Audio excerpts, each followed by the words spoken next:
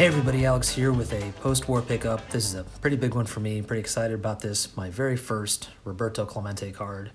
This is the 1956 Topps second year card for Roberto Clemente. Just came in today and pretty excited to add this to my growing post-war collection. So let's get into it. Let's take a closer look. I think this is in really nice shape. It's a PSA 4, but it's pretty decently centered. No major issues across the card that I can see, and in general, I'm just happy with it. You know, I've taken my time. I've looked at this card for, several months and decided to get this example of it.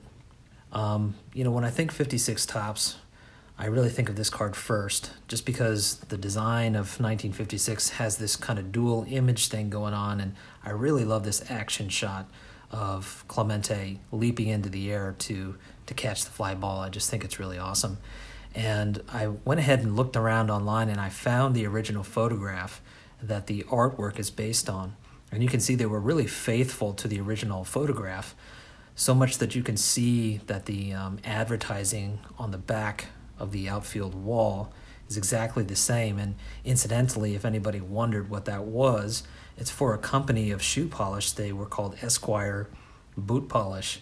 So it's really cool that they went to that level of detail in the artwork. And by the way, you might notice that the outfield wall is just completely concrete. There's no padding, so low safety standards back in the 50s, and you had to be a certain kind of ball player to deal with that.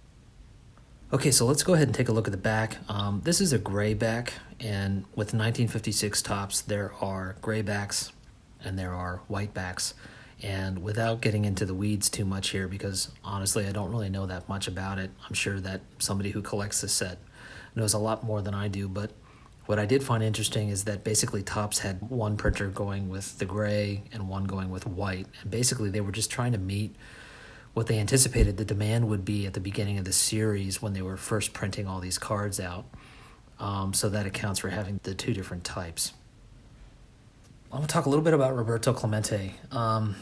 When I was a kid, I remember the first time I learned about him was actually through a library book. I was in elementary school, and usually once a week we would go to the school library, and we'd be able to check out a book, and I knew I was supposed to be reading the classics and whatever else, but in elementary school I was definitely just kind of leaning towards the more fun stuff. I'll just be honest about it. And part of that was going to the sports section. So I very vividly remember going to the sports section in the library, and I found a book about the life of Roberto Clemente.